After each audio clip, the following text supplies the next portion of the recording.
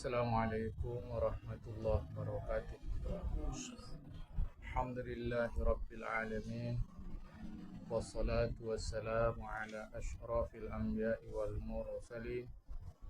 Habibina wa maulana Muhammadin wa ala alihi wa sahbihi ajma'in.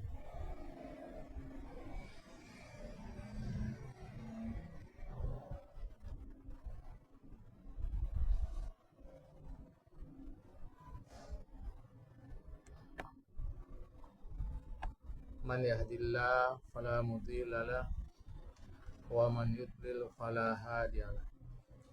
Baik, kita teruskan.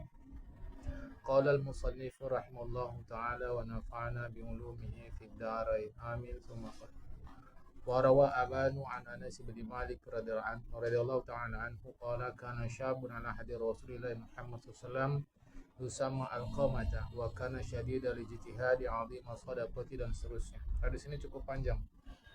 Diriwayatkan oleh aban dari Anas bin Malik, dia mengatakan bahwa ada seorang anak muda pada masa Rasulullah namanya Alqamah. Sangat serius dalam beribadat dan sedekah luar biasa. Azimus sadaqati, sedekahnya luar biasa, tak berkira. Famarida fasyadda maraduhu, sekali waktu dia sakit berat. Faba'asat imra'atuhu ila Rasulullah sallam, maka diutuslah istrinya untuk menjumpai Rasulullah Muhammad SAW. Dia cerita bahwa suamiku dalam keadaan sakaratul maut. Faratu an a'lamaka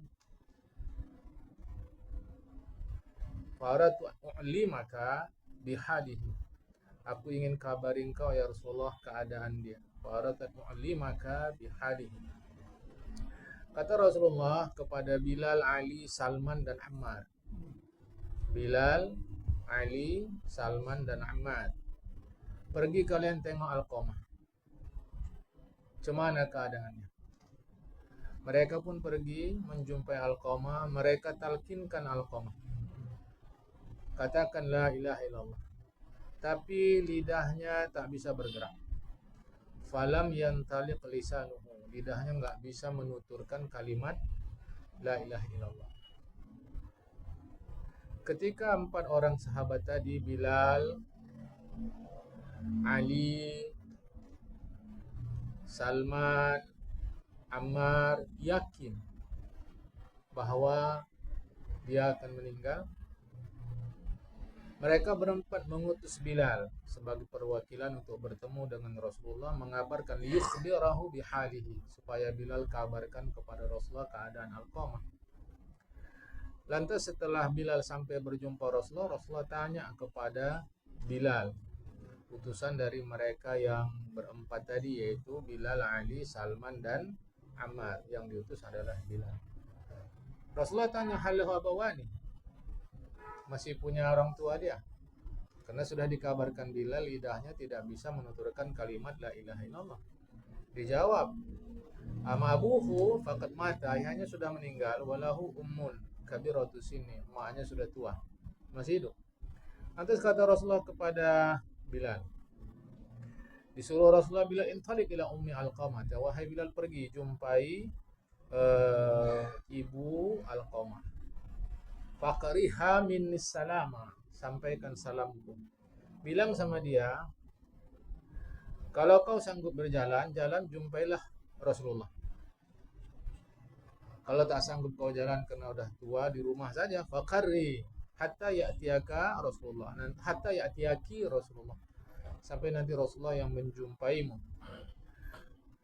Bilal pun pergi memenuhi perintah Rasulullah, menjumpai ibu Alqamah. Dia kata, nafsihil fida'u, diriku menjadi tebusan untuk Rasulullah. Ini ungkapan salut, penghormatan kepada orang lain di kalangan orang Arab.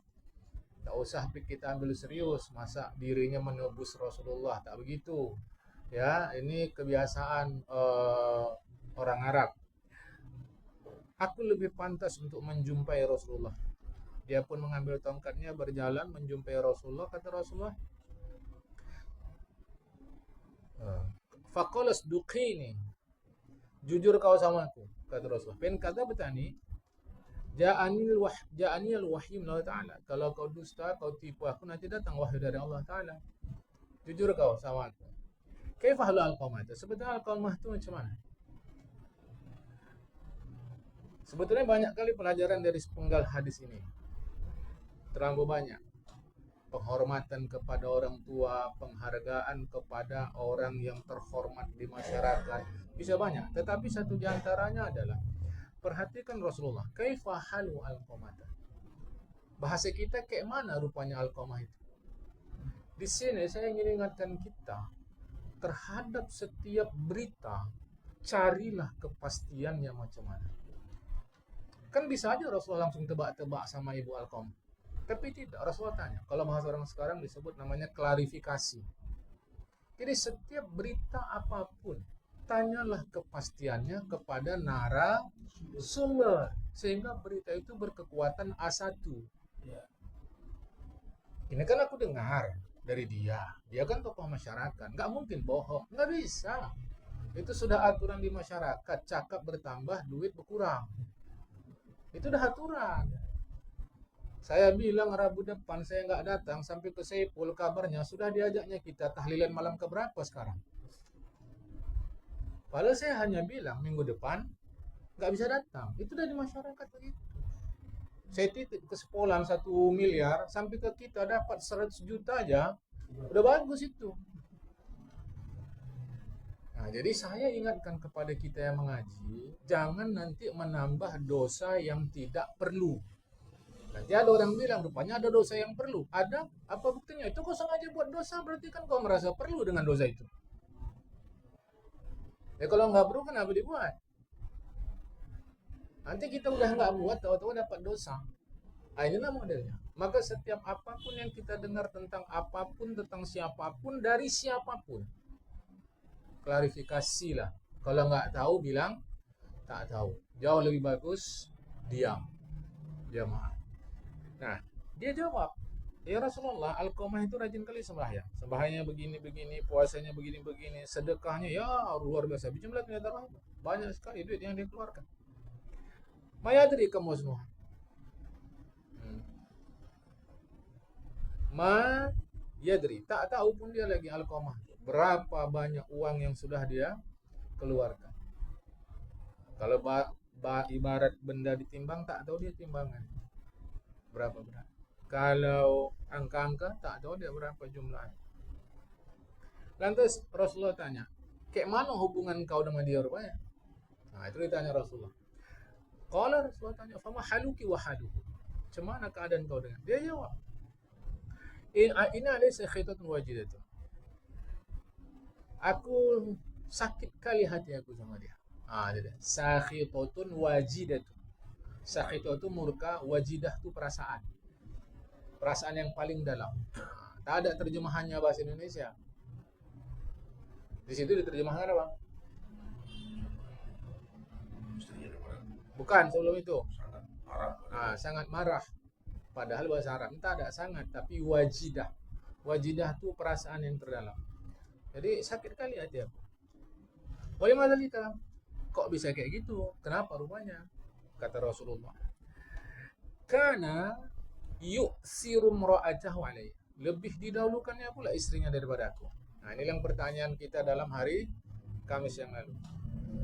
Segala sesuatu dipatuhinya istrinya. Ini yang jadi masalah. Kita kalau sudah beristri, memang dahulukan istri daripada orang tua. Dalam fikih kita punya duit, siapa dulu kasih makan? Bini apa orang tua? Hah? Orang tua salah. Bini kasih makan dulu. Itu aturan fikih yang kita mengaku madhab Imam Asy-Syafi'i. Kalau kita punya duit, kasih makan, siapa kasih makan dulu? Istri. Istri dulu.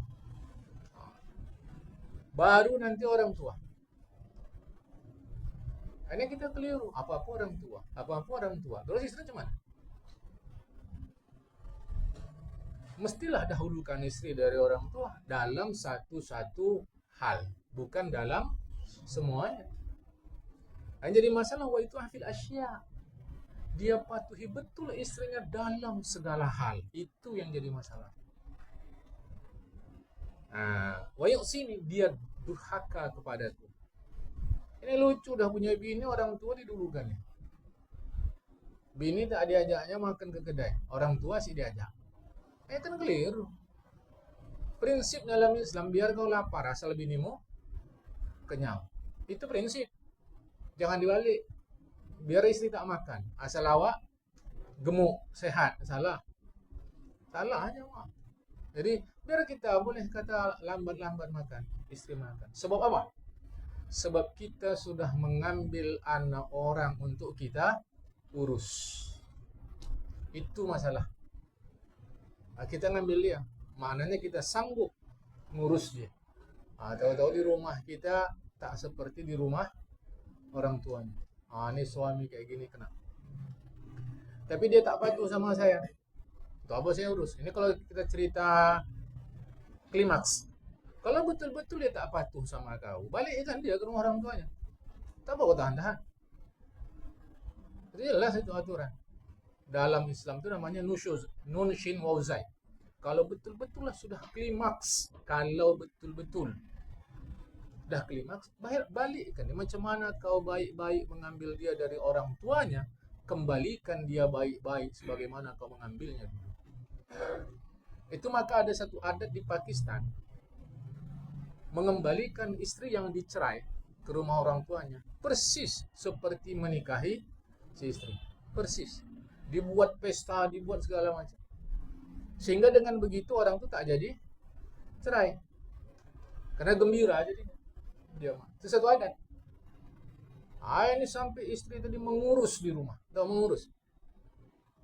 Kurus di rumah awak. Bisuntuk. Nggak betul. Itu suami tidak betul. Jadi bukan kita mau membandingkan orang tua dan istri. Tidak. Tapi ini terlampau banyak keliru di dalam masyarakat. Ya. Faqala Rasulullah Muhammad SAW. Kata Rasulullah, sukhtu ummihi hajabul lisanihi. Marah, sakit hati mamanya, sakit hati ibunya, itulah yang menghalangi lidahnya an syahadati alla ilaha illallah, mengucap kalimat la ilaha illallah. Jangan lupa, ceritanya jangan dipotong. Yu'tiha. Ya, tadi Rasulullah dalam hadis itu disebutkan yu'tiha fil asya. Dia patuhi istrinya dalam segala sesuatu. Itu kunci itu. Sehingga ibunya sakit hati ibunya, membuat dia terhalang mengucap kalimat la ilaha illallah. Kemudian kata Rasulullah kepada Bilal, pergi kau Bilal, kumpulkan hataban katsiran, kayu bakar sebanyak-banyaknya supaya aku bakar si Alqamah. Dengan api matilah dia. Itu caranya. Tak mungkin Rasulullah bakar. Mustahil. Inilah cara Rasulullah membakar hati ibu Alqamah.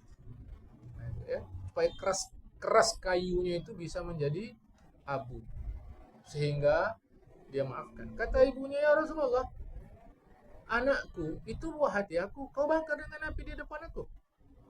Fakaifa yahtamilu qalbi, macam mana hatiku bisa menanggung anakku di depanku kau bakar? Kata Rasulullah kepada ibunya, wa umma Alqamah, wahai ibu Alqamah, siksa Allah lebih berat, lebih lama, lebih kekal lagi. Fa in sarrak an yaghfirallahu lahu fardhi anhu. Kalau suka kau Allah ampunkan dia, relakan dia. Karena demi Allah yang jiwaku di tangannya, kata Rasulullah, sembahyangnya, sedekahnya tak bermanfaat selama kau tetap memendam rasa sakit hati. Hadis ini jangan dipotong ya. Nanti kita cerita keluar kalau orang tua sakit hati, sedekahnya nggak diterima, sembahyang nggak terima. Nggak bisa, cerita masih dari pangkal sampai ujung. Yang jadi kunci tadi yu'tiha fil asya'i. Dia patuhi betul istrinya dalam segala sesuatu. Itu jadi masalah. Itu yang jadi masalah. Kemudian Kata Rasulullah, demi Allah Tuhan yang menjadikan yang jiwaku di tangannya, sembahyang sedekahnya tak bermanfaat selama engkau masih memendam rasa sakit hati. Dia pun angkat kedua tangannya, dia kata, ya Rasulullah, aku bersaksi kepada Allah di langit. Nah, kata-kata di langit maknanya maha tinggi, ya. Dan engkau ya Rasulullah, dan siapa saja yang hadir saat ini melihat aku sudah relakan Alqamah. Ani qad raditu an Alqamah, aku relakan Alqamah. Faqala Rasulullah, kata Rasulullah, pergi kau Bilal, panggil, tengok lagi si Alqamah sana. Apakah dia sudah sanggup mengucap kalimat la ilaha illallah? Lala umma Alqamah takallamat ma laysa fi qalbiha haya'an min Rasulillah. Boleh jadi mak si Alqamah ini cakap bukan isi hatinya, tapi dia cakap begitu kena malu aja sama aku. Ini saya sampaikan kepada kita semua, hati-hati jamaah dari sini. Kita suka tuh kalau salam-salaman Idul Fitri apa? Apa bunyinya? Minta maaf lahir batin. Betul hati bilang gitu. Ini dari Alqamah. Kata Rasulullah, coba tengok. Jangan-jangan mak Alqamah ini hatinya nggak bilang itu. Di mulutnya hanya karena segan malu sama aku. Itu tak juga betul kalau begitu. Maka ketika kita salam-salaman mau lahir batin sama orang, itu hati kita gitu tidak? Kalau tidak, wah, kita ini nipu. Nipu. Jelas nipu. Jadi makin kita minta maaf, mohon maaf lahir batin, berapa orang hati tak begitu, sebegitu kalilah kita menipu.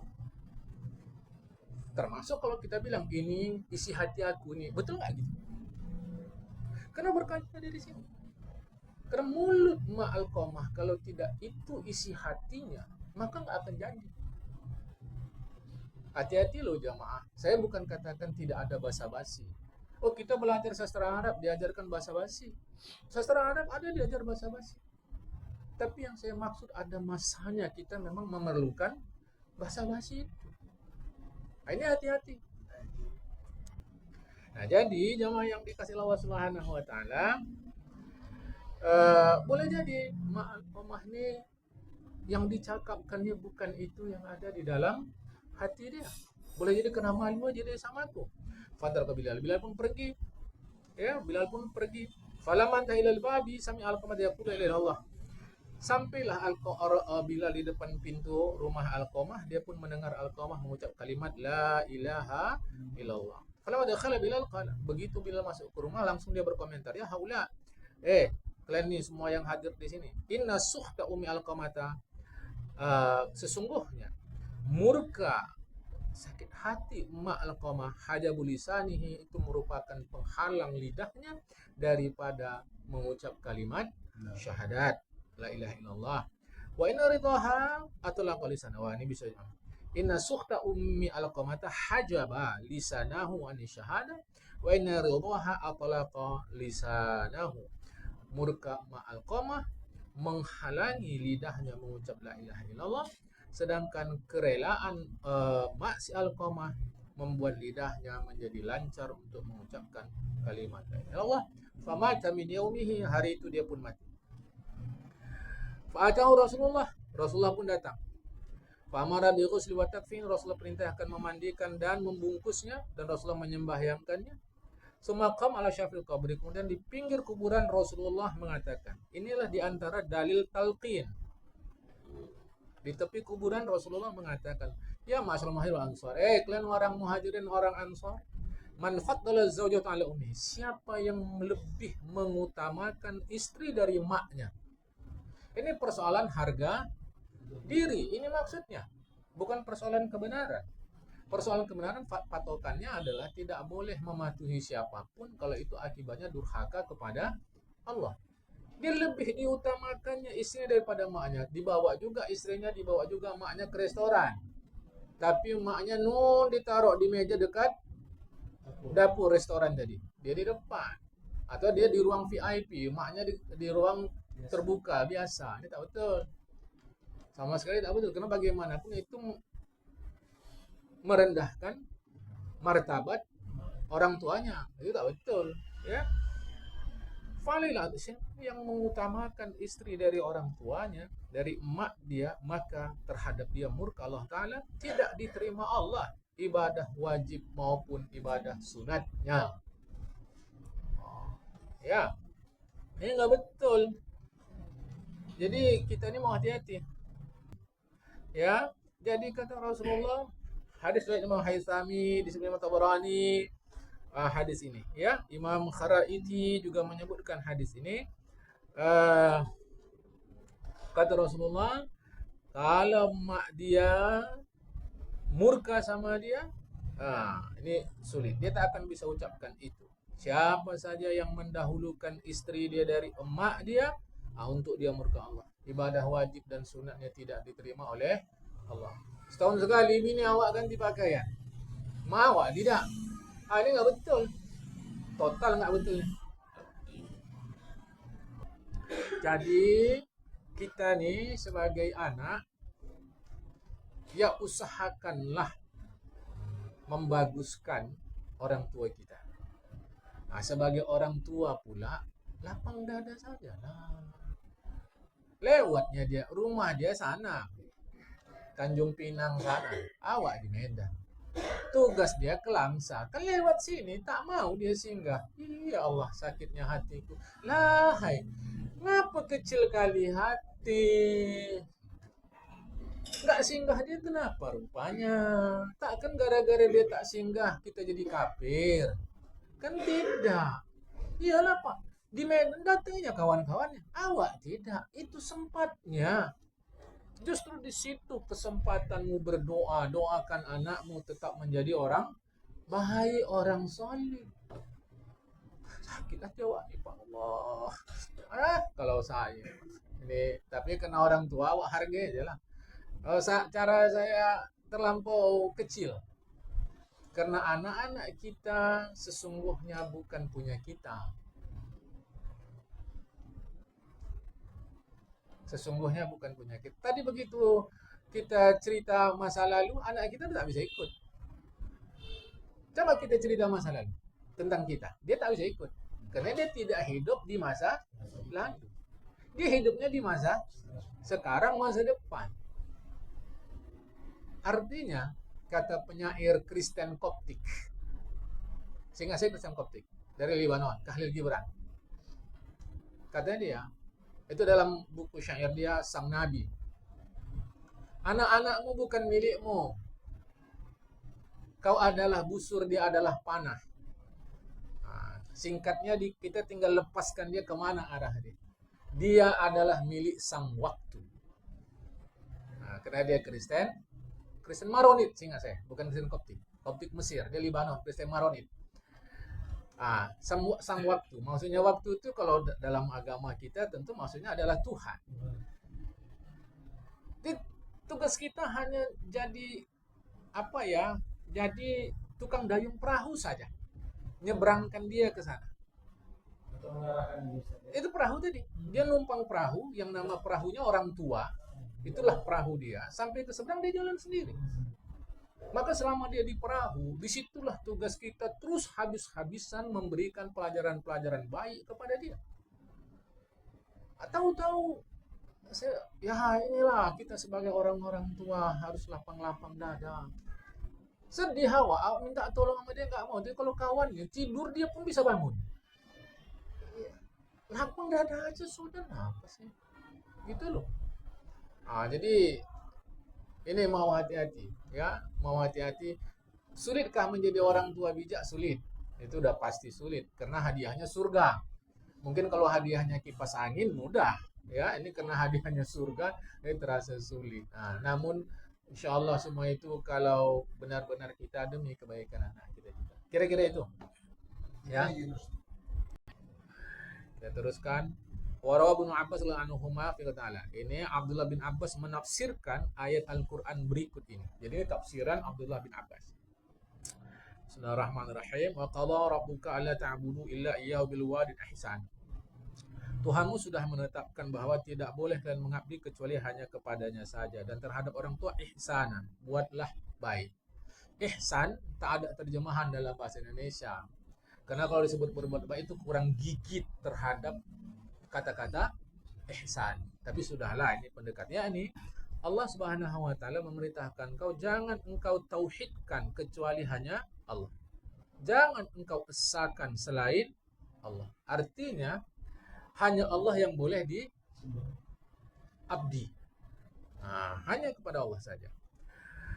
Tidak boleh mengabdi kepadanya, tak boleh taati siapapun dalam perbuatan maksiat. Ini dia, termasuk orang tua kita.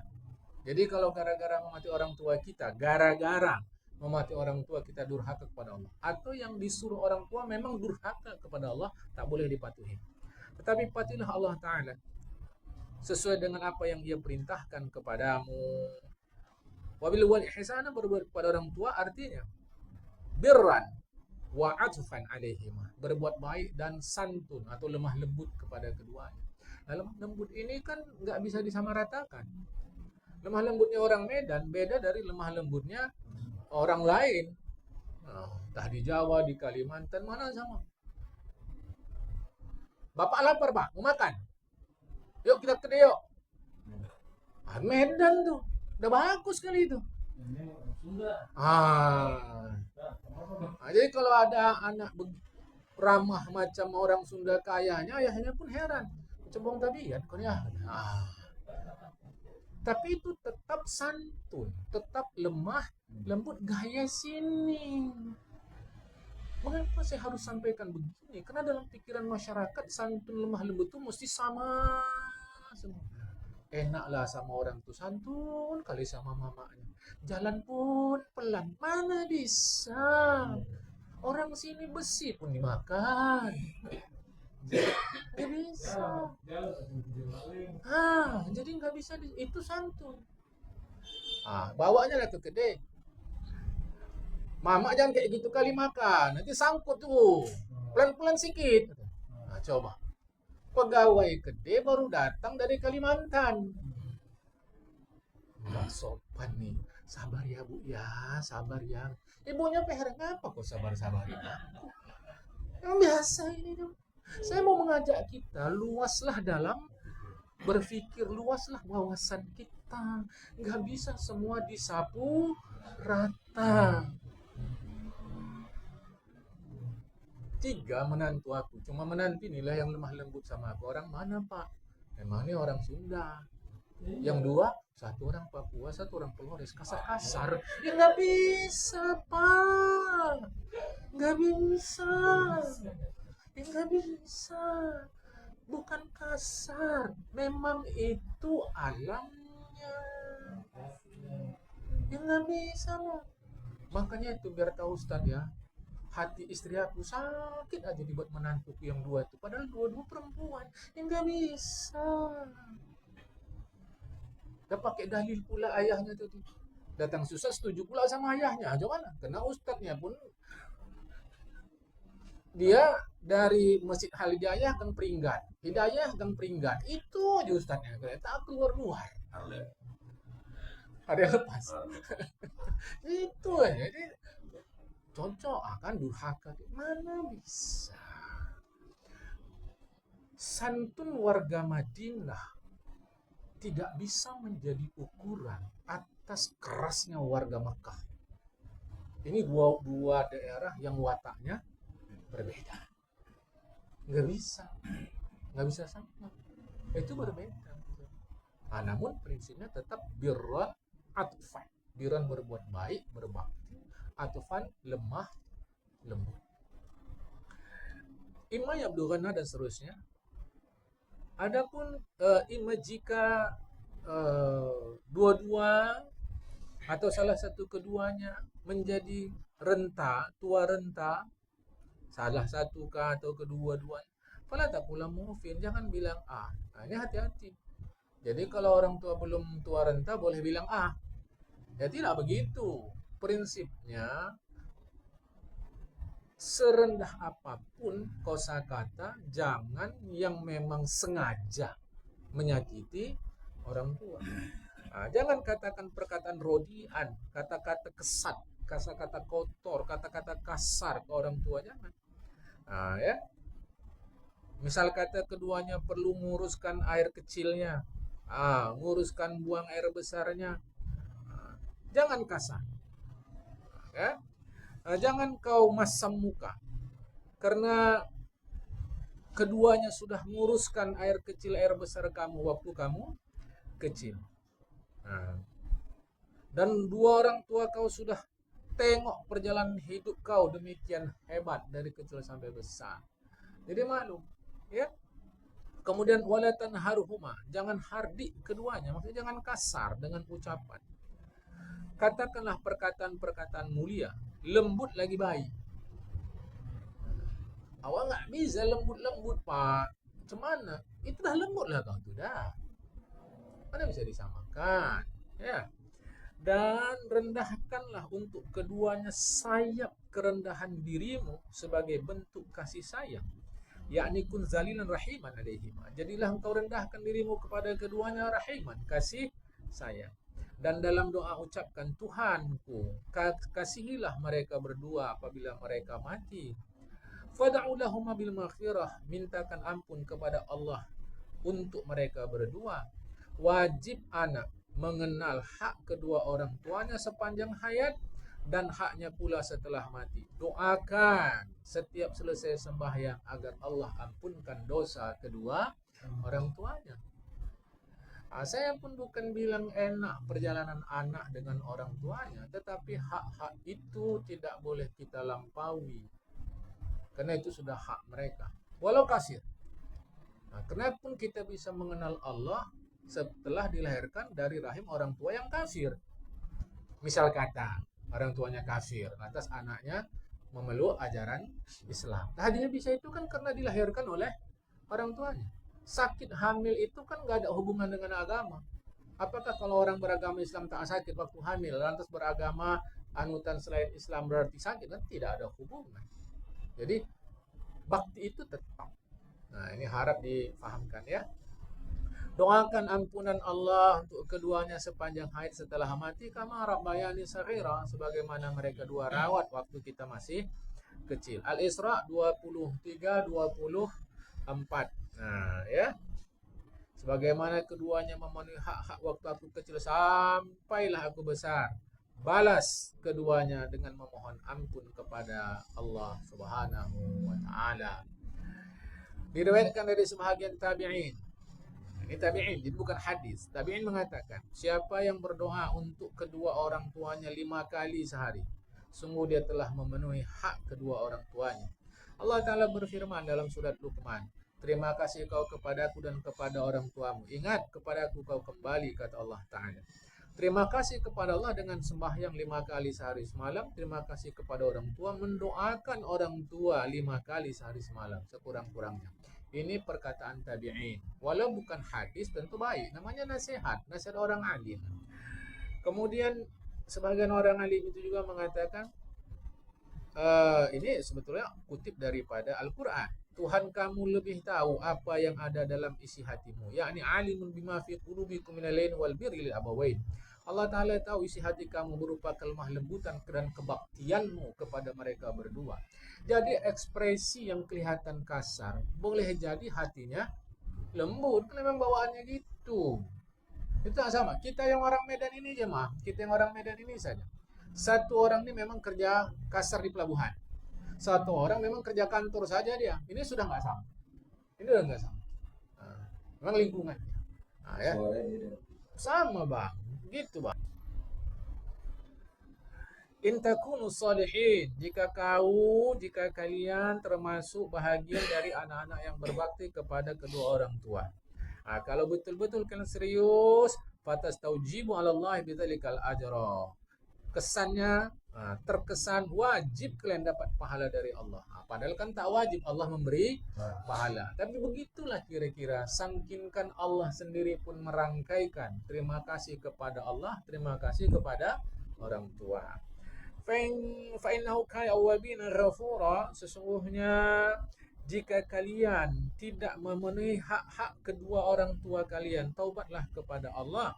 Allah Ta'ala menerima atau mengampuni dosa orang-orang yang bertaubat. Andai kata kita pernah lalai tak memenuhi hak orang tua, taubat segera. Insya Allah Allah akan mengampuni dosa kita. Ini ma'awak Kristen nih Pak, ma'awak Hindu nih, ma'awak Buddha, ma'awak nih ateis. Biarkan aja dia jadi kerak neraka situ. Cuman pengajaran siapa nih? Enggak, ini pengajaran siapa yang kayak gini?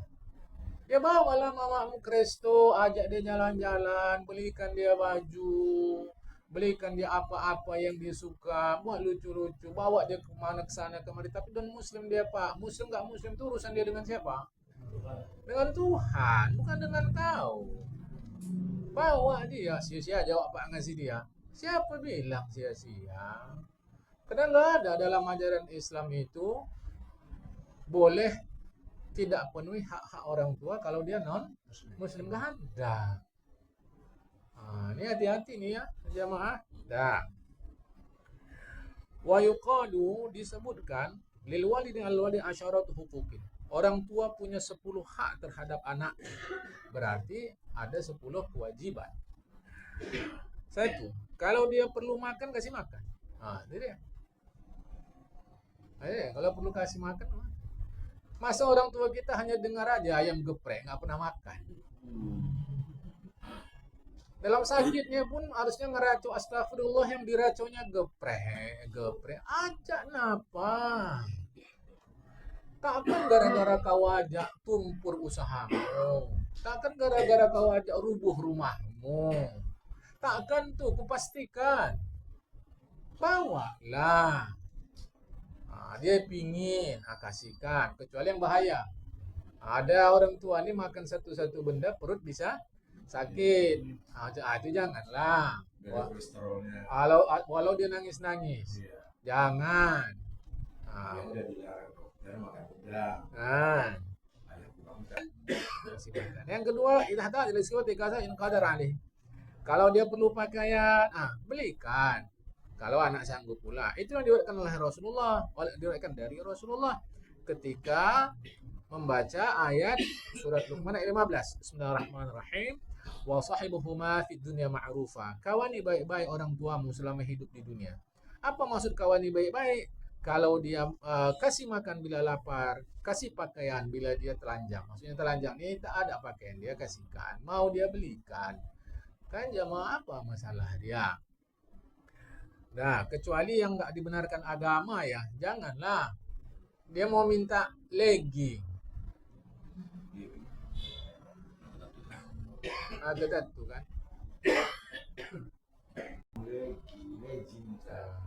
Dia minta beli itu. Mau jalan-jalan keluar.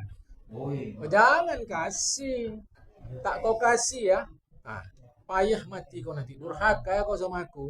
Biarlah durhaka asal sama mama di surga aja, Wak. Dia apalah, kan? Di seluruh. Kasihnya pula itu, kasihnya lipstick, semua kasih. Tak betul lagi. Tak betul. Yang ketiga, kalau idza ihtaja ahaduhuma ila khidmati khaddimhu. Apabila keduanya memerlukan pula layananmu, layani. Kedua, kalau panggil, datang, penuhi. Idza amarahu bi amrin, atau kalau dia suruh, patuhi selama tidak menyuruh maksiat dan ghibah. Gosip. Kalau dia gosip jangan. Ini demi orang tua nih, tak ada, tak bisa. Maka sih kita kata, jadi hadis sahih itu tidak boleh patuh kepada makhluk apabila itu akibatkan maksiat kepada Allah Ta'ala. Keenam, berkata lemah lembut bersamanya, jangan wala yatakallama ma'hu bil kalam ghalidh, jangan kata-kata kasar. Ala yad'uha bismihi, jangan panggil nama dia. Itu rasa tak sopan, ya. Tapi ini jangan melampau pula sampai tak tahu nama ayah mak awak. Ya. Kalau orang Arab itu sampai ke atas hafal dia. Kami pernah tanya itu sama kawan-kawan, pernah tanya seorang dosen lah dari Madinah Islamic University, kami tanya sampai 15 ke atas dia bisa sebut. Tapi maksudnya di sini tidak memanggil namanya itu waktu kita manggil ayah kita nama fulan, kita panggil fulan sini. Manalah cocok. Ya. Kemudian jalan di belakang dia, jangan di depan dia. Sukai yang disukainya, benci yang dibencinya, tapi patokannya tetap syariat. Doakan dia agar Allah ampunkan dosanya. Setiap si anak doakan dirinya, doakan orang tuanya. Nah, itu 10. Makanya itu salah satu nasihat guru kita, memang saya tengok dalam kitab Imam Nawawi tak begitu, tetapi guru kita katakan kalau kalian berdoa, nomor satu, doakanlah ya mak dulu. Apa doanya? Allah maghfir li wali walidayya warham kama rabbayani. Ini udah kemana-mana dia doa, baru doa orang tuanya. Tak betul. Ya, tak. Ini tak betul. Maka nomor satu doakanlah orang tua. Ini semua doa udah rezeki udah, anak sehat, keluarga bagus ini. Baru doa orang tua terselip.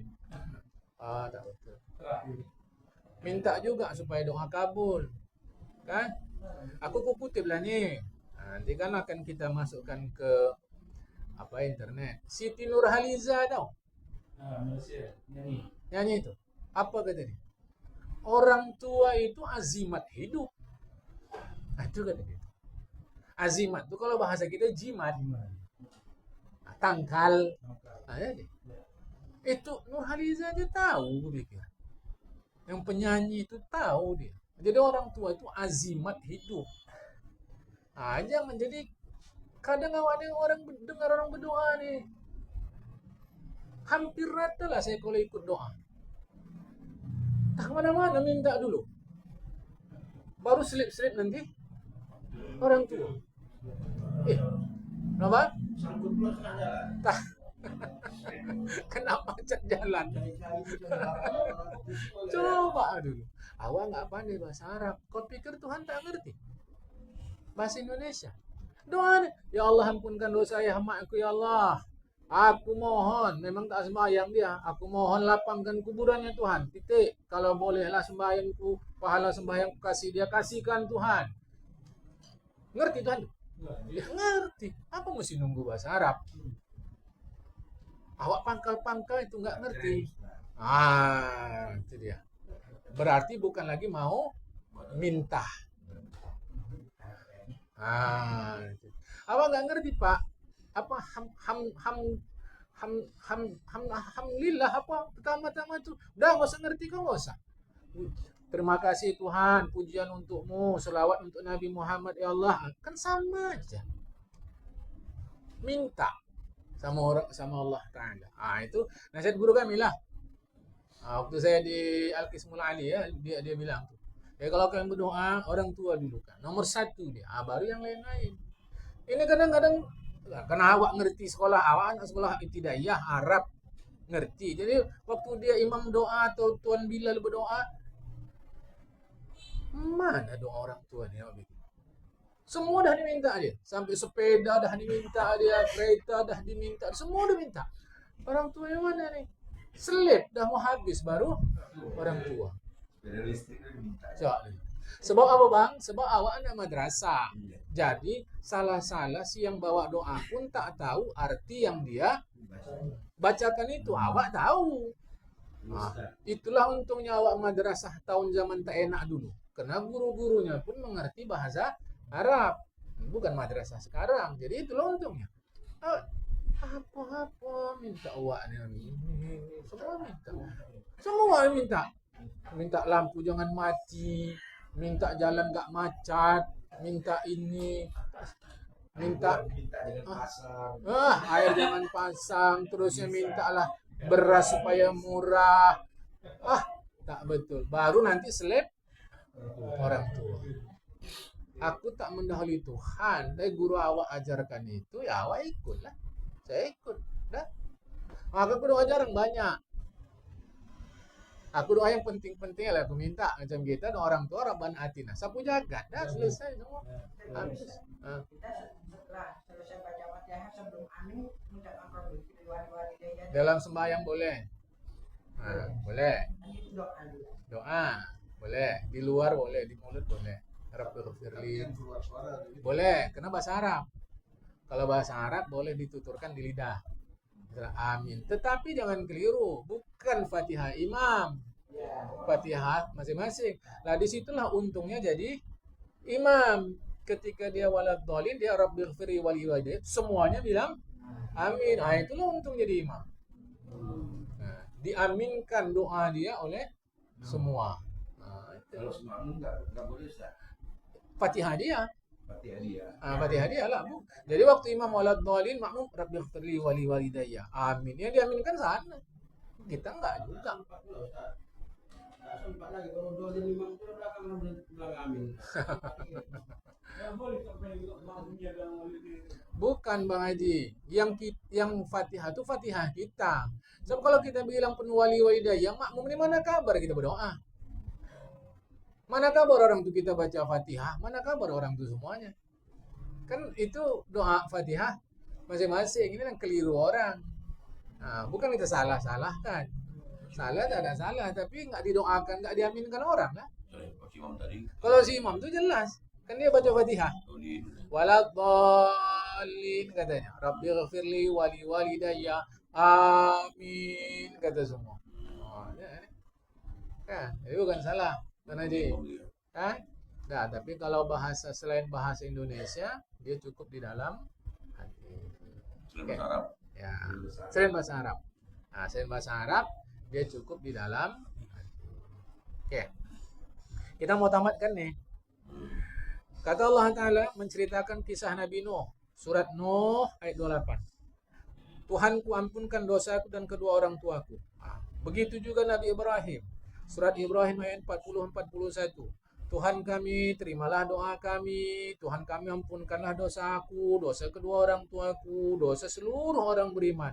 Nanti pada hari kiamat.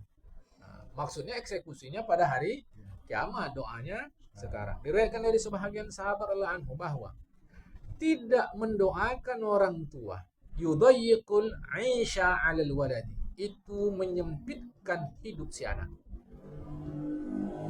Ada terjemahannya gitu? Itulah pentingnya terjemahan supaya jangan dibilang aku fitnah. Kan? Tarkut du'a lil walidaini yudayyiqul 'aisha 'alal waladi. Itu kata sebahagian sahabat Nabi. Ini bukan hadis, tapi cakap sahabat. Tidak mendoakan orang tua menyempitkan hidup si anak. Itu malah saya kata tadi. Orang tua itu azimat hidup. Nur Haliza kata itu jemaah kan. Keramat hidup Sama. Itu Mairama tuh ya kan, keramat hidup. Kata Syabulis As-Samarkandi. Jika ada orang bertanya, innal walidain idza mata sakhitani al-walad. Kalau orang tuanya mati, satukah atau dua? Di sini dua-dua.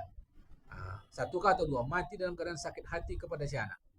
Mungkinkah anak bisa membuat orang tuanya menjadi ridho kepada si anak setelah duanya mati? Dijawab, bisa. Caranya 3. 1. An yakunu waladus salih fi nafsi. Anak itu mesti menjadi anak soleh.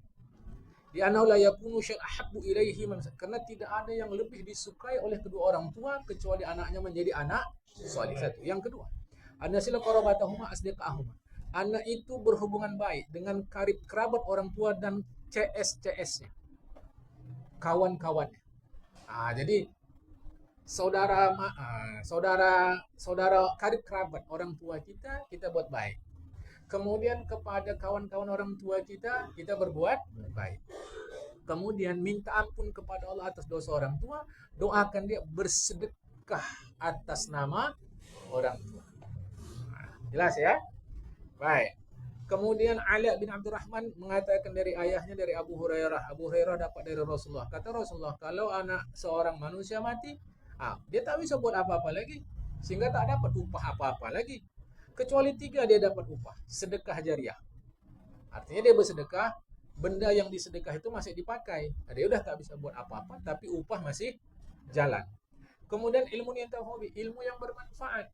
Bukan mesti ilmu agama. Kita ngajarin orang buat kue talam. Dengan itu dia bisa jualan, dapat duit. Lakinya waktu itu di PHK dapat duit dari jualan dia. Laki pun pikiran jadi agak senang sikit, anak saya terpenuhi. Oh, ini luar biasa pahalanya kita sudah mati. Kerja udah tak ada lagi, tapi upah jalan. So, kalau aku bilang pahala kurang gigit, tapi kalau aku bilang upah, gigit mah upah sedapnya. Jadi perbuatan kita sedekah yang masih bisa digunakan orang. Kemudian ilmu yang masih bisa dimanfaatkan. Awalun salih atau anak saleh yang minta ampun kepada Allah atas dosa si ayah, atas dosa si mak. Dari leader. Iya. Nah, itu. Ya, jadi masihkah kita bisa dapat upah walau tidak kerja? Bisa. Contohnya macam kita, pesangon ada, pensiun ada. Nah, ini pun sama. Caranya, Bang? Passive income. Iya, passive income tuh. Itu cara orang yang pikirannya bagus dalam ekonomi, itu ekonom-ekonom pun mengingatkan itu. Kita bisa duduk-duduk tapi income datang. Passive income namanya. Agama ajarkan.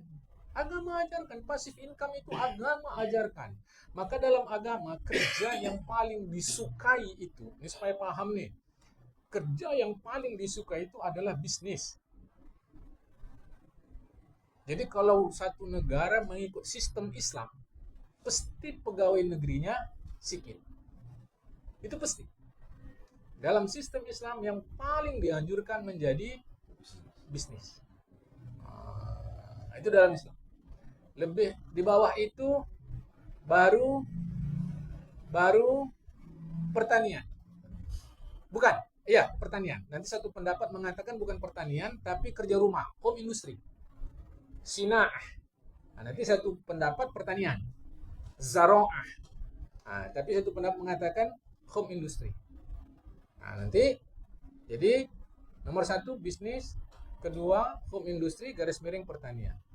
Jemaah. Baru nanti ya kalau yang pakai pendapat kedua home industry, baru ketiganya pertanian garis miring peternakan. Gitu. Sampai disebutkan 9/10 rezeki ada pada dagang. Nah, ini harap paham nih.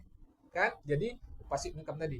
Nah, jadi kalau kita mau passive income dalam upah pahala macam tadi. Buat aja yang baik-baik. Nah, buat yang baik-baik. Orang selalu lebih memahami kasih uang ke masjid bisa ngalir terus. Kita kata, engkau kasih orang sedekah, ngalir terus nggak? Kan ngalir. Jadi darah kan terus ada di tubuh dia kan terus hidup. Nah, kan ngalir sama saja. Oke, kalau dia buat dosa, adakah kita mengasihi itu supaya dia buat dosa? Nah, tidak. Itu di luar kuasa kita. Maka kita terus-menerus berpahala. Kita terus-menerus berpahala. Sebab apa? Sebab enggak, ya mungkin ada lah ya. Tapi secara natural, secara alami, tahu saya orang memberi untuk baik. Nah, maka ketika digunakan untuk buruk, kita di luar tanggung jawab. Ini passive income. Kemudian dari Nabi Muhammad SAW mengatakan, la taqta' man kana yaslu abaka. Jangan kau putuskan hubungan dengan orang-orang yang dia berhubungan dengan ayahmu. Nah, kalau itu kau lakukan, padam cahaya dirimu. Karena kasihmu kepada orang itulah kasihmu kepada ayahmu. Jadi hubungan itu. Oke? Nah, seterusnya disebutkan bahwa ada seorang dari Bani Salamah, berarti sahabat Nabi, datang menjumpai Nabi. Dia katakan, "Ya Rasulullah, ayah aku dah mati. Masih adakah kesempatan aku berbuat baik?" Kata Rasulullah, satu, al-istighfaru lahu, minta ampun kepada untuk keduanya. Infadu adihima, tunaikan janji keduanya. Mungkin ada waktu hidup ada janji-janji tak apa sama kawan dia, sama kita tunaikan. Kemudian muliakan kawan-kawan keduanya. Itu dia. Kemudian silaturahmi allati la tusalu ila bihima. Teruskan hubungan kasih sayang dengan orang-orang lain yang tak bisa dihubungkan itu kecuali sebab keduanya. Artinya siapa-siapa yang dihubungkan baik oleh orang tua kita, dia sudah tak ada, kita tetap berhubungan baik. Termasuk karib kerabat lah. Ini jamaah. Ya, tar dulu. Nanti lepas ini kita dialog, masih ada waktu, jamaah. Ngaji kita hari ini sampai sini. Insya Allah pada hari Kamis akan datang, itu hak anak pula terhadap orang tuanya. Apa kewajiban orang tua kepada anak? Kira-kira yang rasa berat memenuhi kewajiban orang tua sama anak, insya Allah dengan pengajian hari Kamis depan bisa jadi ringan. Nah, insya Allah hari ini sampai sini dulu. Assalamualaikum warahmatullahi wabarakatuh.